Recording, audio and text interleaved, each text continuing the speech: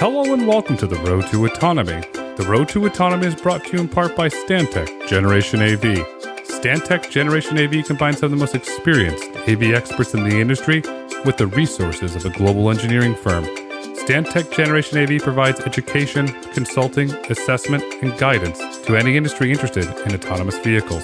Learn more at stantec.com.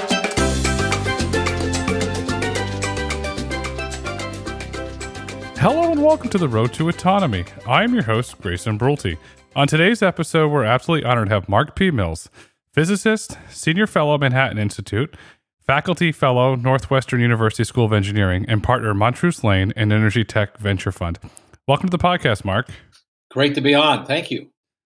You're very welcome. You have some of the most interesting thoughts and perspectives on energy, so I can't wait to dive into them during this podcast. Interesting is a code word.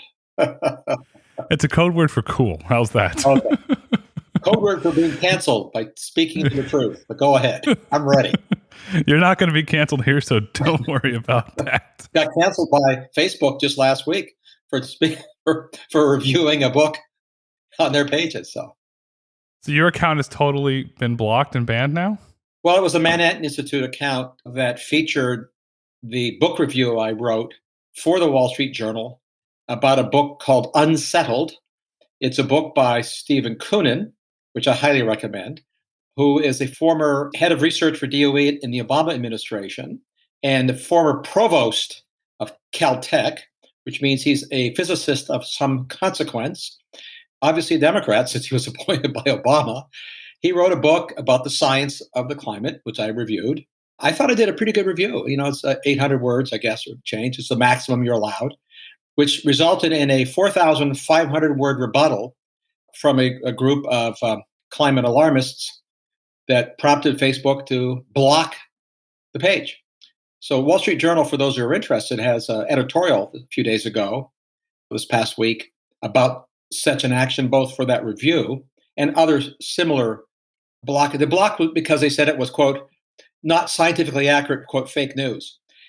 It was neither fake nor not accurate. But anyway, I count it as a victory to have finally been canceled by a social media giant. I've never been canceled up until now. I don't want to be canceled too often.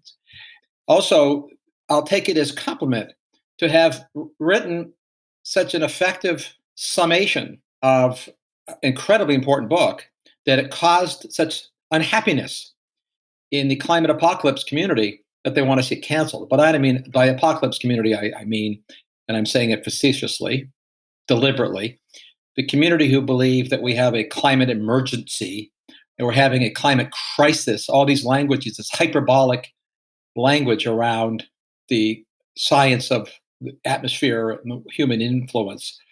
Human influence, as Koonin wrote to make it clear what this book was about, is indisputably real. Human beings have some effect on the climate. Indisputably minor is based on what we can see so far, which is what Koonin's book is about. The signal is not clear that we're having anything like a dramatic effect. And also, as he points out, the world is, for those who remember that this used to be called global warming, the world, in fact, is slightly warmer now than it was a century ago. None of these things are in dispute. The title of the book, Unsettled, is about how much we really understand what the real science is. I don't write a lot about climate stuff for a whole lot of reasons. I write about the science of energy because it's far more settled. We actually do know a lot about what you can't do and can do to produce energy differently for society than we do today. But the intersection of the two is obvious. The motivation for changing our energy system is climate change, not because we're running out of energy. That was the motivation 40 years ago. Used to be we're running out of hydrocarbons. Got to change our energy system. Now we have too many hydrocarbons. We got to change our energy system. I read your article in the Wall Street Journal. I'm the guy that sits there with a cup of coffee in the morning, old school, and gets the paper out of the driveway and reads it. I found it was very balanced. There was nothing negative in there. There was nothing alarming. And frankly, there was nothing offensive. It was a well-written, I'll just say it was down the middle opinion. So that's just, it's amazing how certain individuals can wield power to silence an individual that has a differentiating opinion It goes back to the whole thing. Whatever happened to a good old-fashioned classic debate? I think that was the whole point of my book review, and that's how I ended it, and it's how I began it. It's that this climate debate is a debate. It's not settled, in fact, is what Kunin's book's about. And the fact that it's not settled is evident in the fact that we're having a debate, and that there are those who want to shut the debate down because they think the issue is too important not to debate. I would say the inverse is the case. When an issue is too important, the debate's all the more important. Debates are healthy. Debates are part of our democracy. When you're running for president, you have to debate the other party and vice versa. It's part of democracy. It's part of the ecosystem of society that we live in, is really what this comes down to. Mark, let's take a step back here for a moment. I really want to focus on how you got into energy. Earlier in your career, you were an ex-physicist and development engineer at Bell Northern Research at the RCA David Sarnoff Research Center. What were those experiences like early on in your career? Is that where you first became interested in energy? Because at the RCA Center, you had some major historical milestones that were achieved there. Yeah. Well, it's funny. So RCA was then a company of consequence. RCA was the company that did as much for communications as Apple and Google and Cisco and others of the modern era did back then. People have forgotten that the world had essentially no radios in 1920 in homes. By early 1920, when David Sarnoff and RCA, he was the founder and president of RCA, introduced radios to America's homes, the velocity of increase of radios was as fast as the velocity of the advent of the smartphone, and it's faster than the velocity of the advent of the internet. We went from no homes with radios to 80% of homes in about 6 years. It was astonishing. Radios then, by the way, cost as much as the entire average home budget for all furnishings. So it was phenomenal.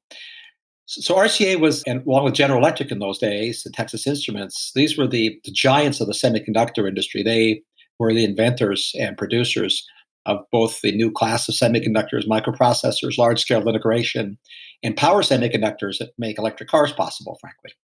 So it was an incredible opportunity. It's fascinating to me. I'd learned working in semiconductor fabs what it means to manufacture stuff like that at scale. Of course, that's what I was doing. But I also, your question was, did my interest in energy start then? I guess as a physicist, you're always interested in energy.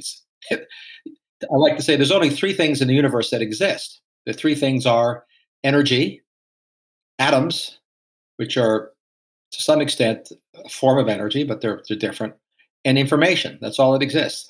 Information about the former two allows you to build everything that exists. With energy and materials, atoms, you can make everything that exists. So the energetics always matters. But computer chips, semiconductors, are the sort of the apotheosis of energy in this sense. When engineers first built a computer, and people who know their computing history know that was right before World War II. The very first computer was built in Iowa in 1936 by people who nobody paid any attention to. But the first computer anybody paid attention to was the ENIAC and its cousin, the Colossus, in England, roughly contemporaneous, built for the war effort. These were giant vacuum tube machines. What engineers knew at that time, and scientists, is that the only way you could make computers faster was to make the logic operation, each individual logic operation, use less energy.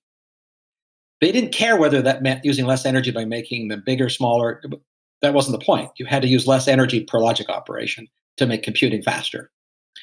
So it turns out in physics, the only way you can do that is to make the transistors, not vacuum tubes, smaller. If you make them smaller, they use less energy.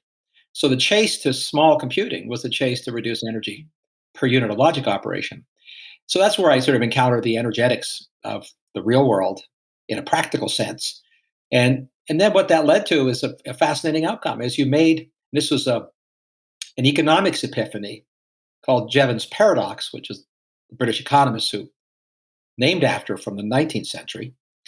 The fascinating consequence of making computing more energy efficient is that the total amount of energy used for computing went up.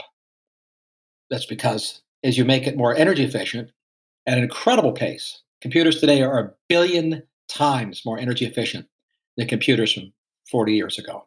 1 billion times. Nothing else has had efficiency improved that much in all of human history. But we've gone from computers using essentially no energy on planet Earth to using twice as much electricity as the country of Japan because of efficiency, not in spite of efficiency. This is the paradox of energy that animated me from very early on. And then, of course, that migrated into the material world. What does that mean for the minerals, the physical stuff we use to make the computers? And as somebody that was doing research in those things, what I learned early on is, of course, it's all about the magic in the materials, making materials that can perform magic. Magic meaning making transistors so small that they're literally smaller than bacteria. They're the size of viruses. We're fabricating things at tiny scales. We can do that because of using unusual materials, minerals. Not unusual, I don't mean they don't exist in nature. It's just that they were materials we didn't use a lot of in human history, like pure silicon or like selenium or like neodymium or praseodymium. These odd elements. With everything becoming more energy efficient, millions of computers coming online, crypto mining farms popping up all over the world, electric vehicles coming online, do we currently produce enough energy to support this giant shift towards electrification? We currently produce enough electricity to supply the world because we know if we didn't, there'd be blackouts. So it's a tautology. But I think that you're getting to, can we produce enough electricity to supply the electrification goals? The answer is yes. Depends how you go about it. It's not just can you supply enough?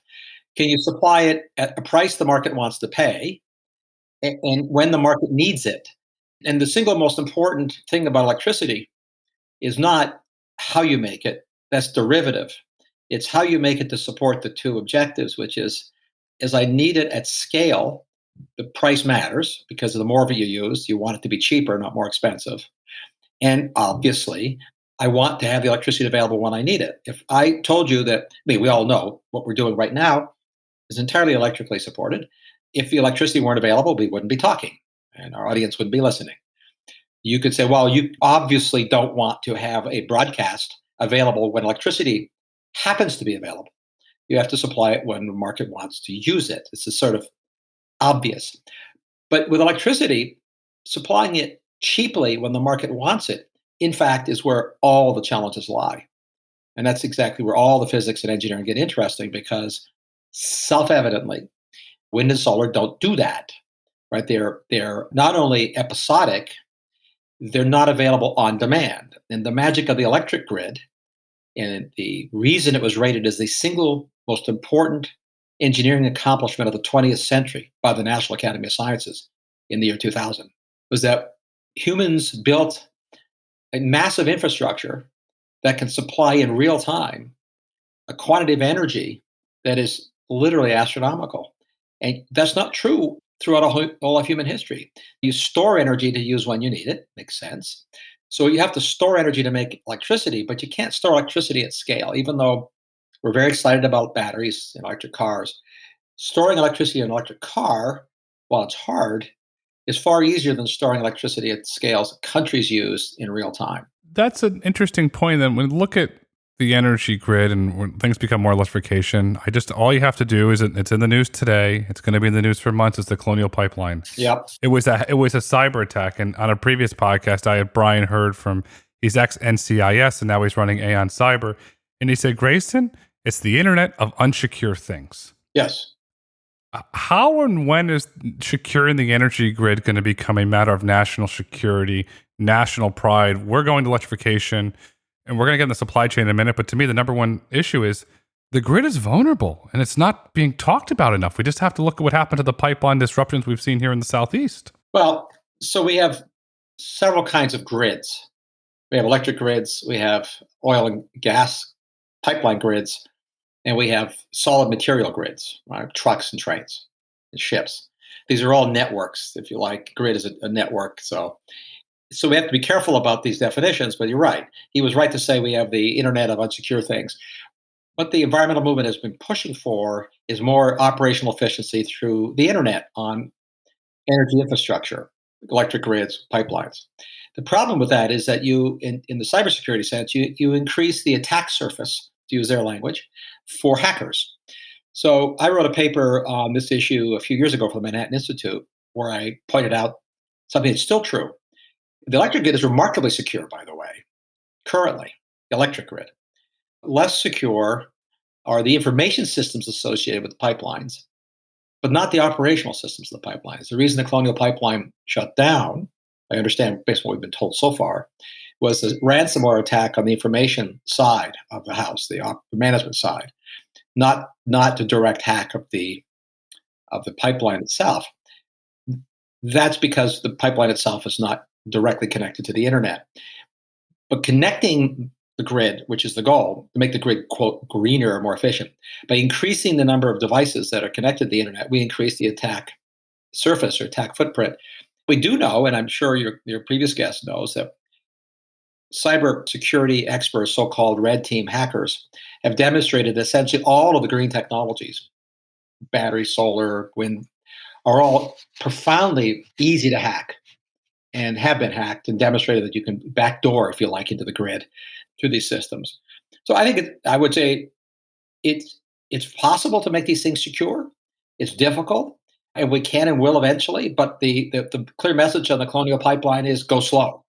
Right? These are consequential things of having our energy systems hacked because we want to go faster to add some efficiency.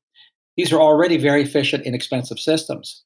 So caution is in order as opposed to rushing. When you look at caution, the FBI has publicly stated this, the back channels of the CIA have stated this, the State Department, the United States State Department has stated this.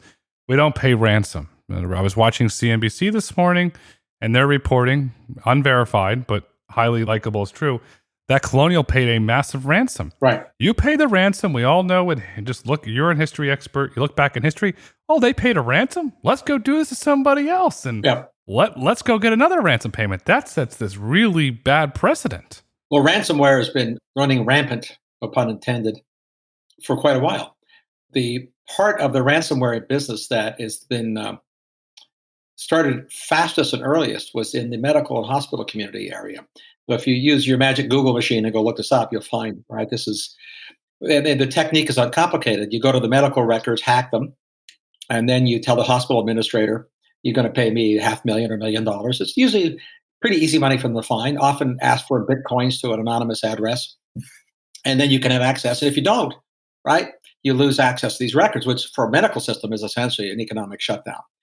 What will come next, and there's been less of this, are hacks to the HVAC system, let's say, in a hospital complex. Well, you shut down one wing and send a ransomware note to the administrator and say, well, shut your whole hospital down. Nothing will run. No pumps, no diffusion pumps, no dialysis pumps, no MRI machines, none of the lights in the ER, including the backup generators that can hack and shut them all down. Otherwise, pay the money.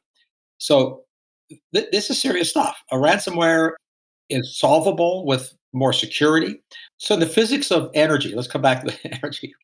One thing about security, which is kind of funny, it always has an energy cost. This has been true through all of human history. If you want to make anything secure in the virtual or the physical world, you consume resources, physical resources, and it takes more time. We all know, you're familiar with, I bet everybody listening is familiar with what's called two-factor or three-factor authentication, right? It's far more secure. What is the single most obvious thing about two-factor authentication? It takes time to do it. It's much less convenient. And when you multiply that by 1,000-fold on the transactions that are happening in automated transactions, every transaction that has to be authenticated goes slower. And the only way you can speed up a slow transaction is to put in equipment that does things faster. And in the physics of energy, all things that are faster consume more energy. So you have this sort of do loop, which is impossible to avoid, both in the physical world and the cyber world, that more security consumes resources, time resources and energy resources. Doesn't mean you can't do it. But the beauty of computing is we get far more efficient fast, my earlier point, but it doesn't change the simple fact that it has at a cost. Economic cost too. I mean, people avoid secure things because they're annoying, they're not convenient. So I would say maybe the quintessential and challenge of the digital era and the dirty little secret of Silicon Valley is they don't give a rat's patoot in designing new software, by and large, about the security or insecurity of the software. Code writers focus on the creativity of the code, how appealing it is to a consumer to use, and how fast it can be inserted into the market. security is a dirty little secret. It's usually the last thing that they think about, except in the military domains and financial domains. Because of that, these systems are inherently unsecure. And until there's sort of we'll call it a code of ethics in the code writing community, that security is co-equal to convenience, and getting convenient security as a preeminent goal will still lag against the hackers. I mean, I think this will come. And this is sort of the epiphany we're having right now, both in terms of personal financial records that are hacked and in terms of things like the Colonial Pipeline. We're on the tipping point of an epiphany. And the good news is the one thing that AI can do, and AI has been very hard to implement, artificial intelligence, is AI makes it easier to do security, because the whole point of finding a hack is it's hard to see it. It's hard to see the needle in the haystack, so to speak. Machine learning and artificial intelligence algorithms make that easier. As those get cheaper and better, that gets easier. Not trivial, but easier. So I'm profoundly optimistic that we'll conquer it, but I'm not optimistic that we have had that full epiphany yet, that it's critical to conquer. We're starting to get there. We had the President of the United States on TV talking about cyber attacks. And so he's got a very large microphone. You can make the argument the President of the United States is the largest microphone in the world. Perhaps it starts to, somebody's watching that or read something and the Wall Street Journal says, wait a second, is my router at home secure? And hopefully the consumers start to ask questions. That's what we can hope for. Can't guarantee it, but we can hope for it. I'd love to stay on the topic of resources here for a second, because in 1990, the United States was the world's #1 producer of minerals. Today, it's China. What happened? Well, the short answer is American regulation, America's politicians, policymakers chased the miners out of America. And if you're in the mining business, you want to open a new mine, you go somewhere else. Africa, South America, or China. China made a policy decision, not secretly, 2 decades ago, that they were going to be pursuing and be friendly to opening new rare earth mineral mines, and particularly critically important, generally out of the public discussion, is they expanded their mineral refining and processing industries. When you dig up a rock that contains nickel or copper or neodymium, perhaps it's obvious, but let's just state the obvious. I used to work for a mining company in my impetuous youth in Canada, and I may be the only person in my personal orbit and professional orbit that's been the bottom of about a 5,000-foot vertical hard rock shaft up on the Arctic Circle. I think mining is fascinating. I love miners and mining. It's incredible. It's the oldest industry in the world. Only thing that's older, and not much older, is agriculture. We have been mining stuff since prehistory. I mean, think of the Bronze Age. How did they make bronze? They mined stuff. They mined stuff in Aristotle's times and Plato's time. They had to. So we've been doing mining for a long time because you have to. You can't get iron. You can't get copper. You can't get any of these elements with digging up the earth. Then you have rocks containing some small percentage of those atoms. You have to crush those rocks, but obviously a crushed rock might look like sand. It's not useful for making a smartphone. And to get the minerals out of the rock, you have to dissolve, literally physically dissolve the rock, sand. Think about it. I mean, you're using chemicals with that. It's a refining process, and you separate out, refine, and purify. That process is very energy intensive, very chemical intensive. We've gotten much, much better at it, but it's fundamentally the same process that's been going on for centuries. That process is inherently, quote, dirty, right? Because you're handling huge quantities of materials, huge quantities of chemicals, and therefore huge quantities of chemical waste that have to be managed. In industrial prehistory, we didn't do a great job at those management parts, right? We polluted rivers and lakes all over North America. This is not a criticism of the industry. It's just the nature of the industry at its time. We're really good at it now. Now that we've gotten really good at we'll call it clean mining, we've meantime chased them out of the country. China was not unafraid to take on this challenge because of its geopolitical and economic importance. So in interesting reductionist terms, here's China today, the world's largest importer of oil and natural gas and coal right now. And its imports are going up, not down. They're not going down, they're going up. Here's the United States, the world's biggest producer of oil and natural gas. So far, maybe by the end of this year, we won't be, depending on what this administration does. But that's where we ended up so far. That's kind of a geopolitical problem if you're China. So what does China have? Well, Shazam. They are the world's biggest refiner of critical minerals. We're not. We don't refine many of them. We're 100% import dependent on 17 critical minerals. 100% import dependent. We're about 80% or 50% import dependent on another dozen plus that range. So China not only controls that supply chain, they also are the dominant producer of solar panels and critical wind turbine components. So if you were China and you were playing chess while we played tiddlywinks, energy policy, what would you do? Well, you don't have a card to play or a checker piece to move or a chess piece to move on the oil and gas front. They have a big oil and gas industry, but they're huge importers. We are unquestionably the dominant player there. By the way, technologically speaking, and the reason we're the dominant player is because it's actually harder technologically to be a dominant oil and gas player than it is to be a dominant miner. The Chinese, in effect, decided to take on the technically easier challenge, but environmentally more challenging challenge. We, meantime, for the shale industry and our oil and gas industry, are the utterly leader in the technology applied to oil and gas production. Nobody's close to the United States in its efficacy. So it's a sort of an interesting geopolitical dynamic. It's undeniable. That's the state of affairs. It's not like I wanted it, or it's an undeniable state of affairs because of deliberate actions on their part and deliberate inactions on our part. In a nutshell, we have a completely unreliable electric vehicle supply chain that is held up by a hostile foreign actor who's not afraid to punch and to do things. How can we transition to an all-electric future when we have a completely insecure supply chain? To me, it says, okay, wait a second. Now you're dependent on Saudi Arabia again, but it's no longer Saudi Arabia. Now it's China, which is not an ally, it's a foe. Well, in short, there's two answers. In timeframes that are meaningful, we can't. It doesn't matter what the aspirations are. The International Energy Agency just issued a new massive 280-page report. And you would conclude from that, they've concluded by virtue of the data, that we are not going to do that. There are not the materials. But in the pursuit of that goal, we're going to radically increase the use of what they call energy transition minerals: lithium, cobalt, nickel, copper. These are the materials we're going to see increase in demand, measured not in 10%, and 20%, 100%, like 1,000 to 2,000 and 4,000% increase in demand for those energy transition minerals compared to where we are today.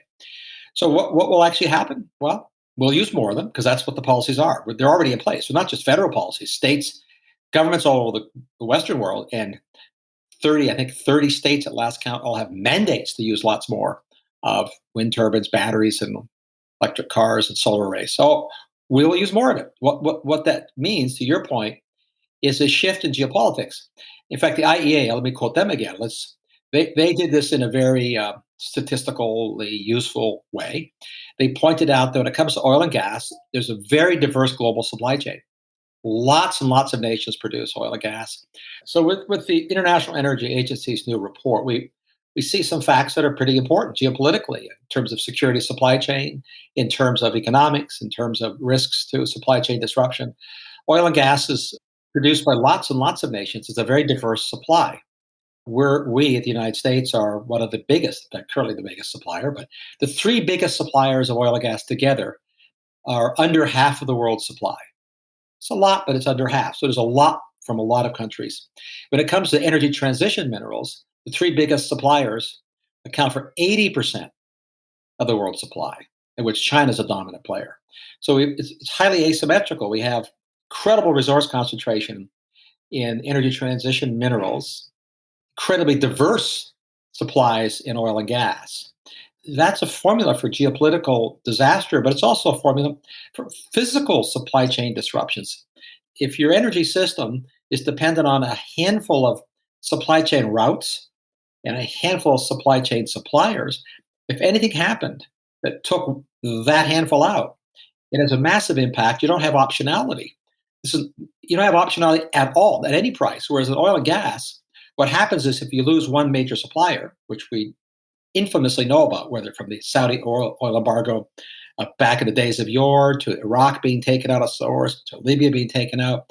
Anytime one source is taken out of the supply chain, prices temporarily rise. In energy transition minerals, that is not the case. If you lose one source, prices will go up, but it won't bring on new sources because there aren't other sources.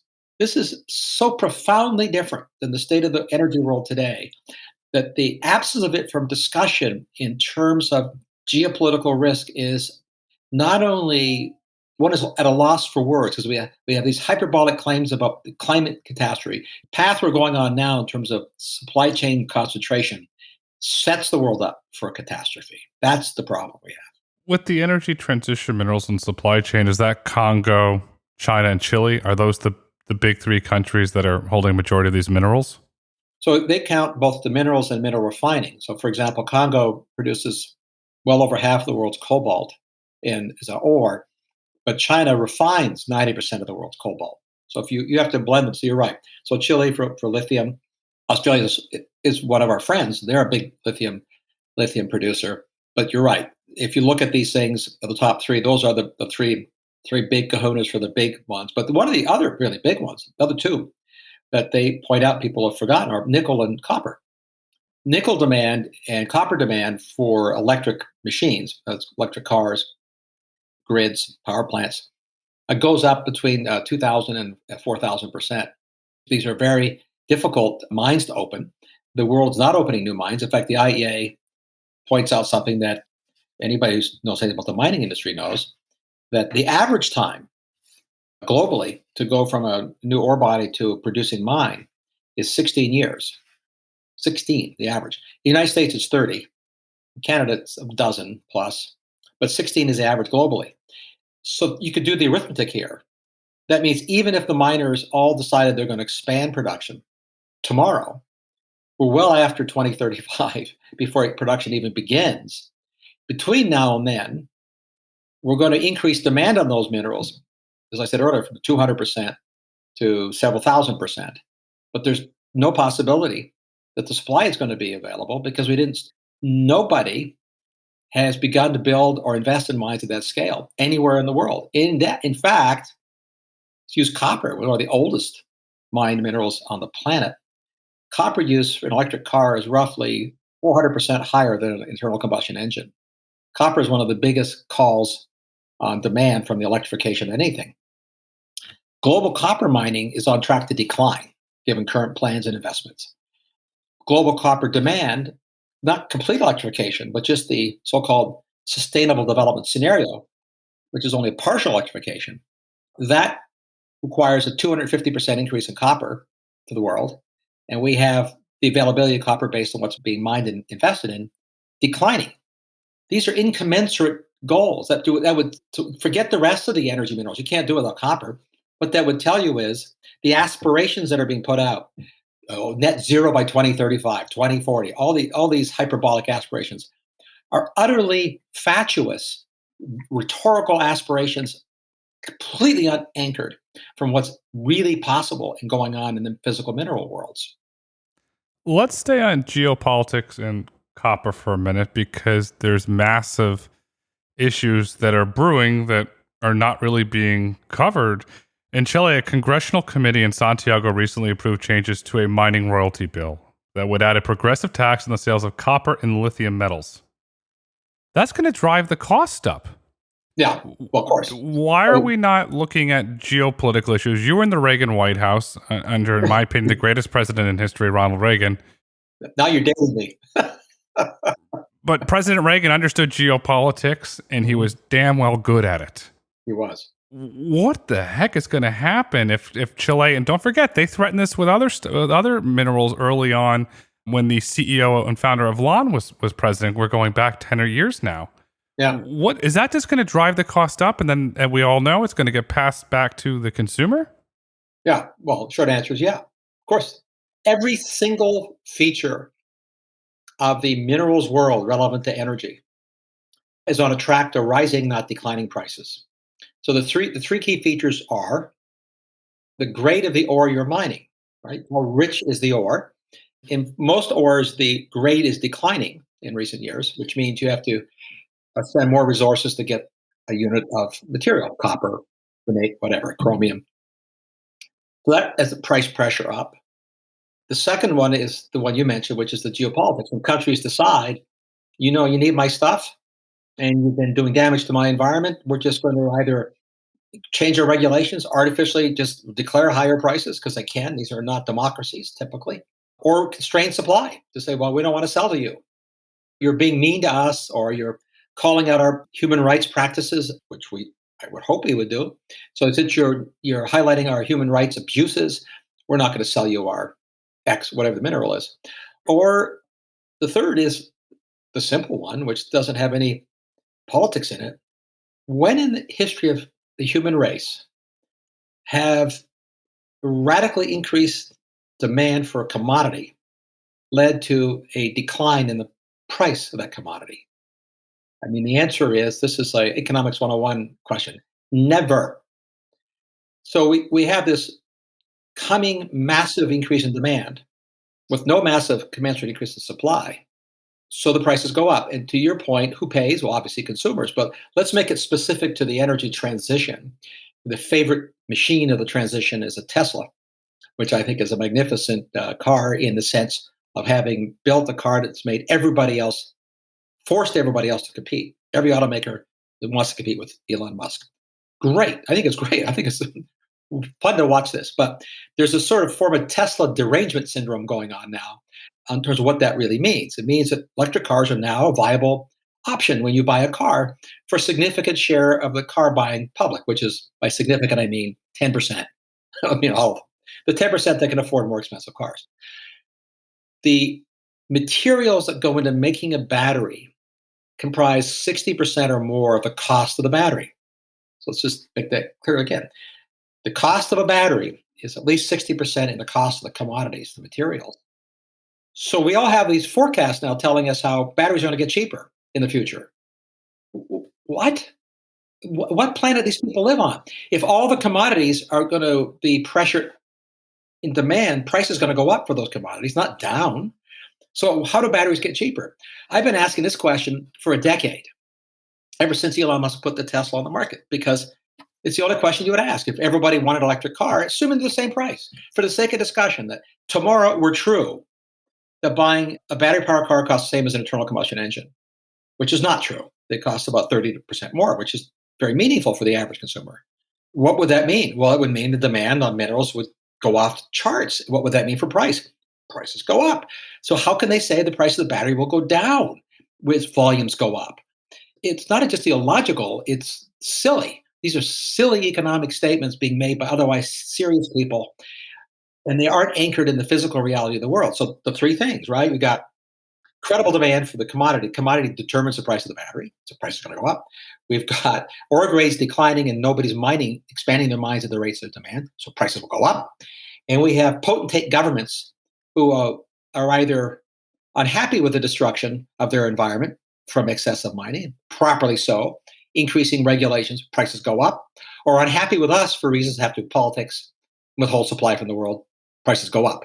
That's what the IEA report says in much more bureaucratese. What I just said is a reductionist, mildly hyperbolic summation that I would contend is entirely accurate conversion of the IEA's bureaucratese into the real world that we now live in.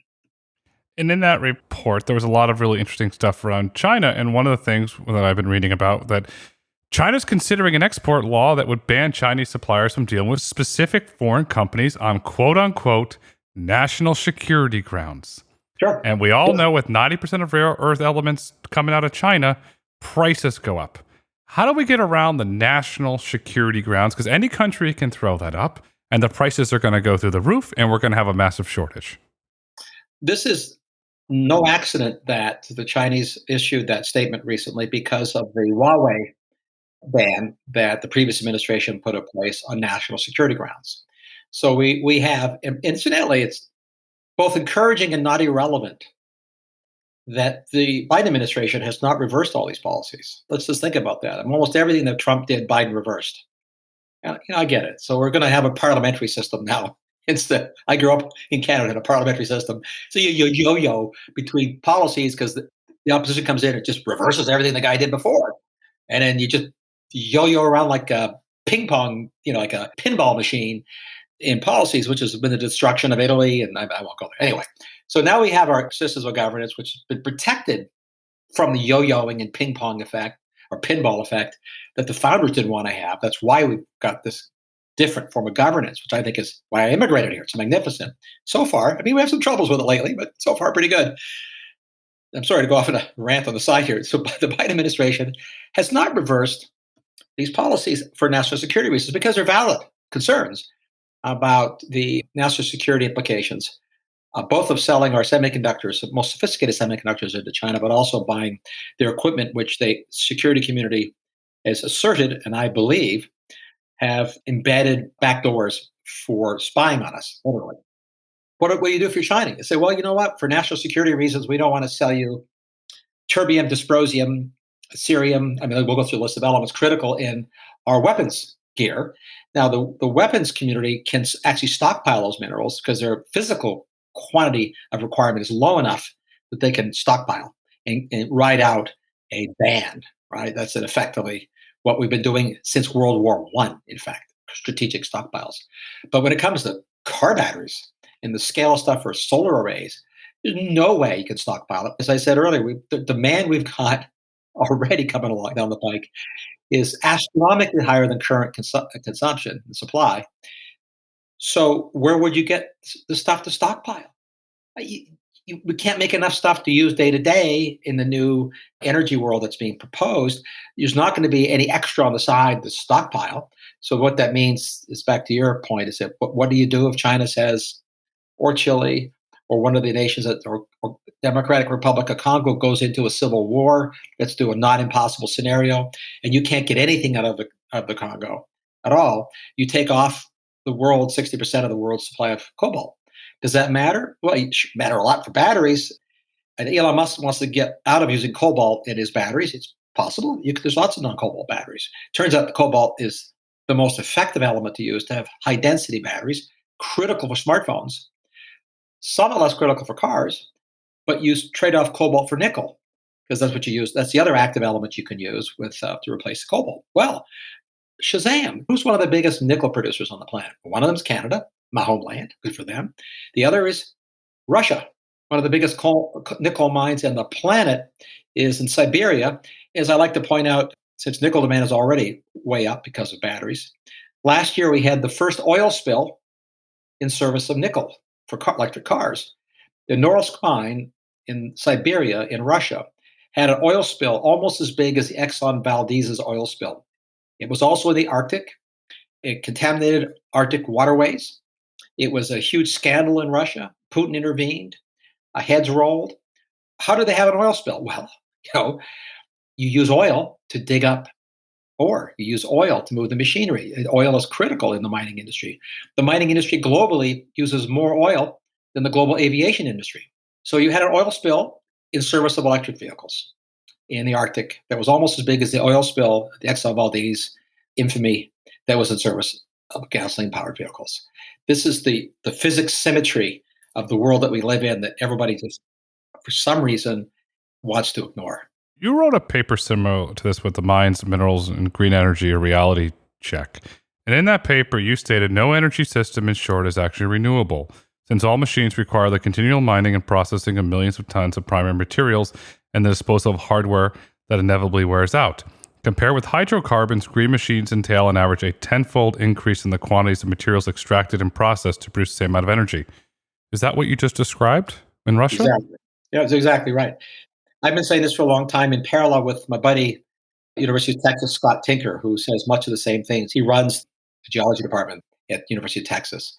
So Scott has said, I've said, a few others are saying, the words renewable energy are meaningless. And this is my words, not necessarily Scott's, but they're meaningless because of this. All energy machines have to be built from materials that are mined. All energy machines wear out, which means you have to continuously mine more materials. And the faster you build the machines, the more materials you have to mine. They're not renewable. The machines aren't. The fact that the energy is flowing water or sunlight, that it's, quote, renewable, is completely irrelevant. The only time the renewable sun is useful in its true renewable sense is growing crops. But even there, we use hydrocarbons to make fertilizers to make it easier to grow more crops for humanity, but set that aside. The fact that oil and gas and coal have ostensible limits to their physical capacity is completely irrelevant. The quantities of oil, gas, and coal exist in the world are far greater than we're ever going to use. The only thing that's relevant about oil, gas, and coal is the cost of the machines, how expensive and how long they live, that we have to keep building to get access to it. It's exactly the same for wind and solar and hydro. The only cost to wind, solar, and hydro is the cost of the machines. That's the primary cost. They wear out. You quoted me summarizing a lot of research. DOE has done this before. It's not like it's my research.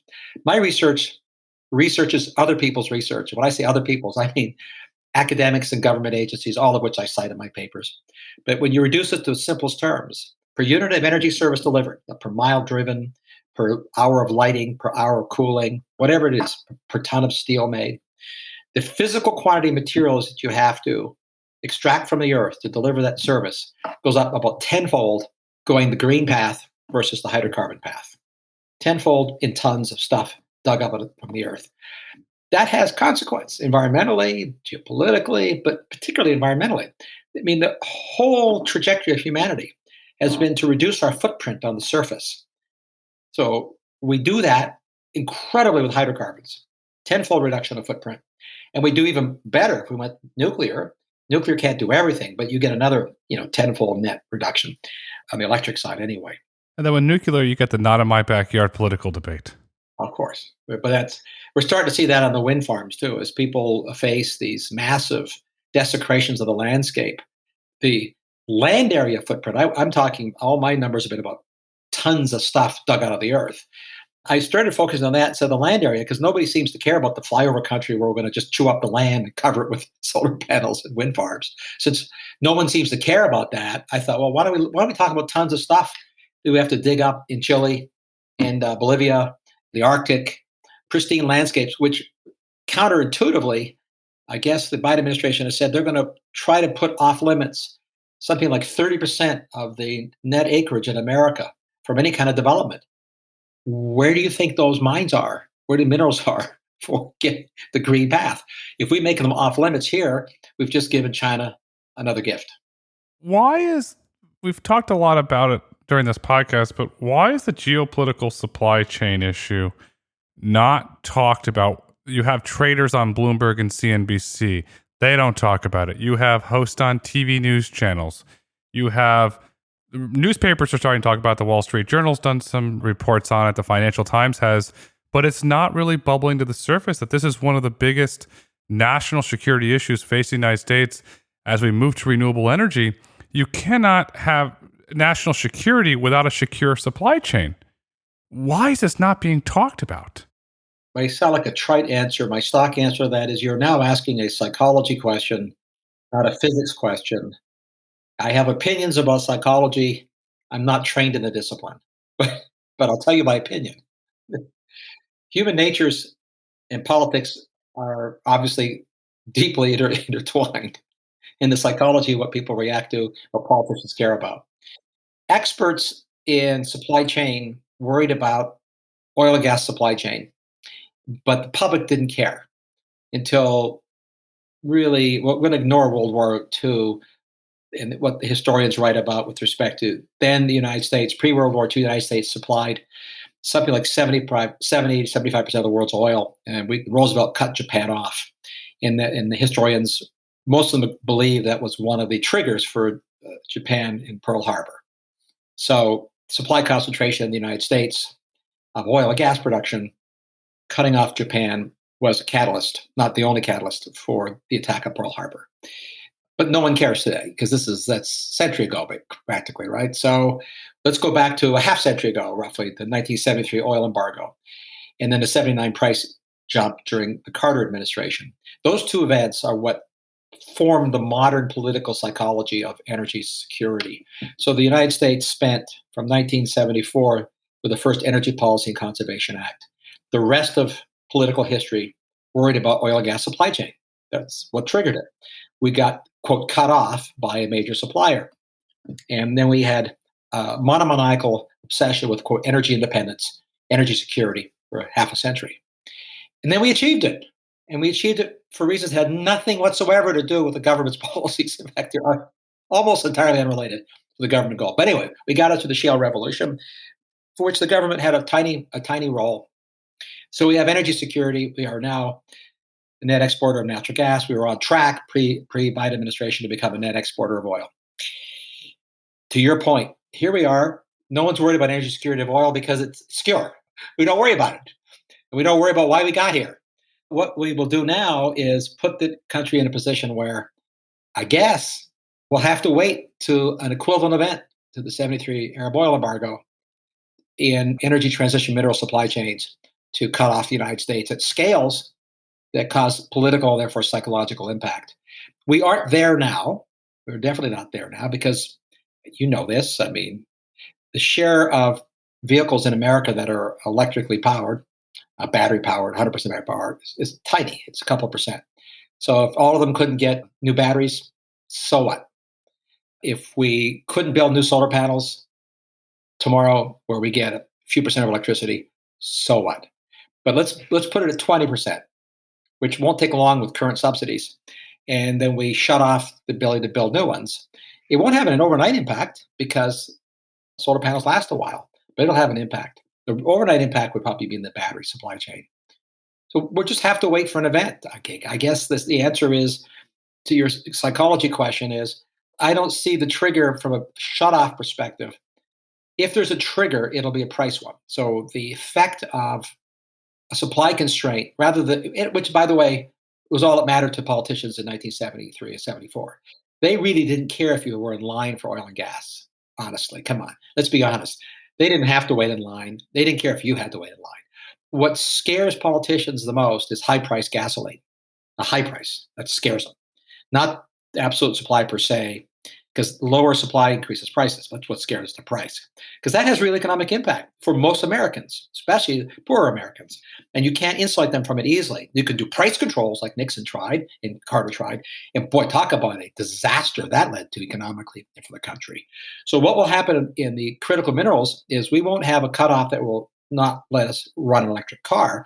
It'll just overnight radically increase the cost of the energy transition minerals, which will radically increase the cost of the new electric car, if you like, if you're forced to buy one, the next wind turbine you have to build, and so forth. That will not make politicians very happy. Maybe we have to wait for that to happen psychologically. That's the path we're on.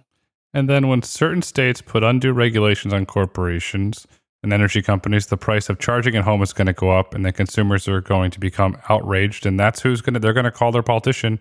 You made us go into this vehicle. I can't afford it. Prices keep going up. And that's when you know this from your political experience. You've got a political situation on your hands that's going to have to be taken head on. And Mark, this has been extremely insightful. It's been a thought-provoking conversation. I like to wrap it up this way. What would you like our listeners to take away with them? I'm an inveterate optimist. So I find myself unhappy being put in the position where I have to explain the physics of energy that dashes people's hopes for a, quote, revolution. That sort of annoys me because I'm extraordinarily optimistic about the potential economic growth of our country in the coming decade or two. In fact, the subtitle of my new book will make that very clear. I think we have the potential and capability of not only supplying our energy needs more efficiently, more cleanly, absent the Sovietization of our energy infrastructure. So I'm worried if we Sovietize it, will cause damage to our economy. I'm optimistic that, to your point, consumers won't tolerate it because the prices will go up, reliability will go down. But fundamentally, we're on the cusp of a profound technological revolution. It's not in energy stuff. Energy stuff is getting better.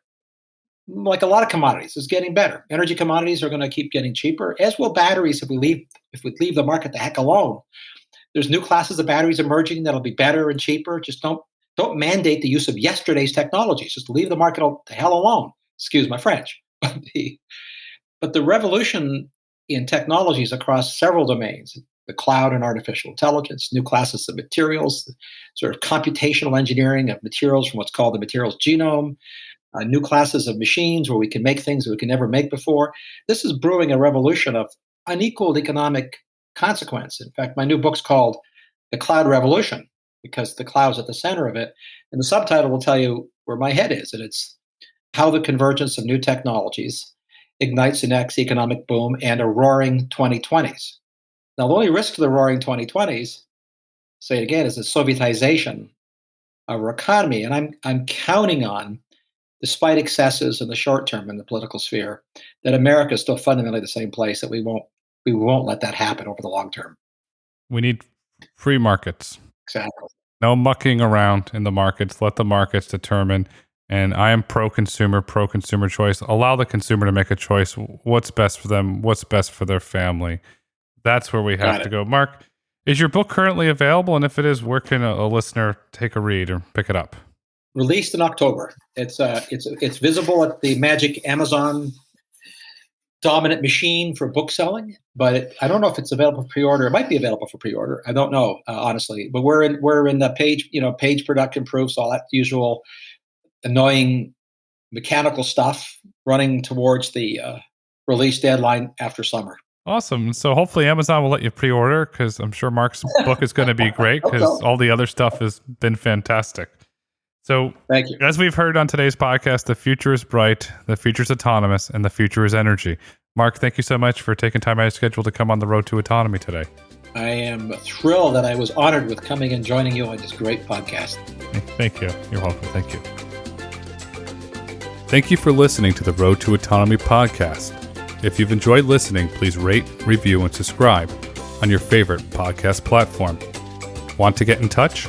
Follow us on Twitter at Road to Autonomy, or email podcast@brulteco.com. The Road to Autonomy is produced by Brulte & Company. The views and opinions expressed on the Road to Autonomy podcast do not necessarily reflect the views and opinions of Brulte & Company. The content discussed on this podcast is for informational purposes only and should not be taken as legal, tax, investment, or business advice.